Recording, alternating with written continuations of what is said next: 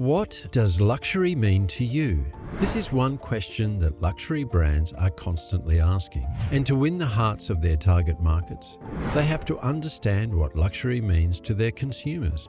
Over the years, many believe the definition of luxury has changed as consumers' tastes have evolved. But some believe that regardless of changes in trends, luxury remains closely associated with stealth. Hidden but detailed beauty. Then, folks, others believe that luxury would become irrelevant soon.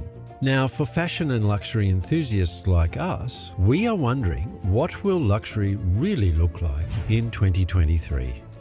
There are so many trends to watch and some strategies to employ. There are a ton of predictions for the new year as well, the biggest of which is the change in the Chinese market. But folks, let's start by clearing up a few things. We believe that first, luxury doesn't necessarily mean stealth and less conspicuous. Sure, those come into play too, but they aren't the defining factors, folks. And this may ruffle your feathers to hear, but there's no such thing as new or old luxury. At its core, luxury is still the same as always. So all these new codes really don't change anything fundamental. Luxury, and we hope you agree with us on this, is about the experience. The experience of value delivery is what defines luxury. This is the first thing luxury brands should always keep in mind. The luxury experience is what consumers want, and it begins with brick-and-mortar locations and digital platforms, leading up to customer service, brand narratives, and finally ending with in-store experiences. So to chip this in, the big winners in the luxury market are those who understand the concept of luxury and are playing big to win big. Now to the other part, the accelerated growth in the market and the success post-COVID proves one thing: luxury will not become irrelevant anytime soon. Alas, those two ideologies, or say predictions, are wrong. Now to the tricky part. While luxury would not become irrelevant in 2023, the question remains, what would it look like? How can brands and consumers prepare themselves for the shifts in trends that will happen? And finally, will the market continue to thrive? Honestly, we wish these questions were straightforward to answer. Nevertheless, we enjoy sharing all the details of our thoughts, and we hope you will share your thoughts with us too. Anyway, let's start with the key trends to watch in 2023.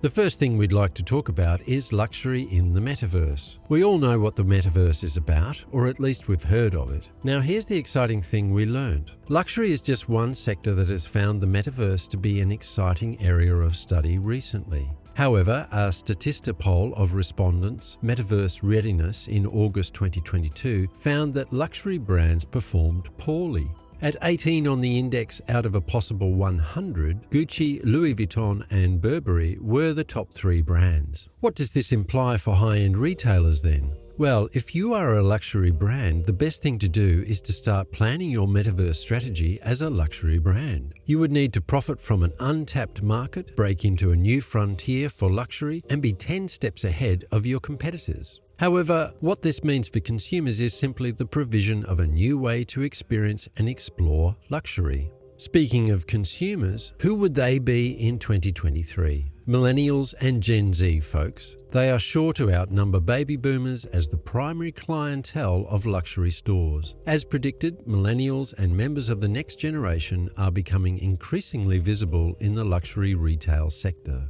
Despite the industry's gradual but steady expansion over the years, this demographic is expected to account for more than 70% of luxury purchases by 2025. This retail trend has not been a shock to any reputable business, but the drivers behind it are very different from those of earlier generations. Now, to us, the millennials and Gen Z have been the most peculiar generations so far. Why? They are not as predictable as those before them. So here are some things to note. First, they buy with a focus on bargains. They want firms to earn their loyalty and investment by sharing their views, which are central to these generations' sense of self-identity. What does this mean for brands? To attract and retain luxury clientele, businesses must demonstrate public support for the same environmental, social, and political causes that are important to their clientele. But that's not all about these generations. They also want brands to be original and genuine. Millennials and Generation Z consumers have repeatedly shown that they are prepared to spend money on luxury items so long as they are of lasting quality, stay true to the brand's roots, and promote technological advancements.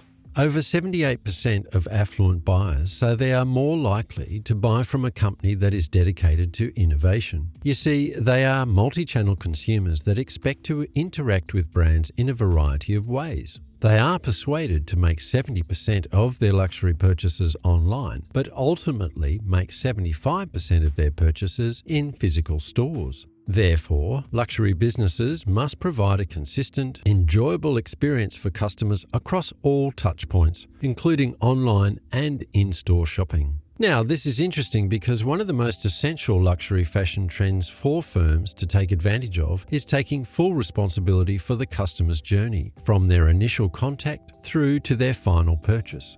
According to Save My Scent, when purchasing a luxury good, shoppers have higher expectations for both customer service and product quality. They don't have to be a millennial or Gen Z. Luxury is all about premium value delivery. That's why high-end labels need to pay attention to the full consumer journey, not just the final product. The ultimate goal of all interaction with a luxury brand, from browsing the website to receiving a follow-up email after a purchase, is to make the customer a happy and repeat buyer.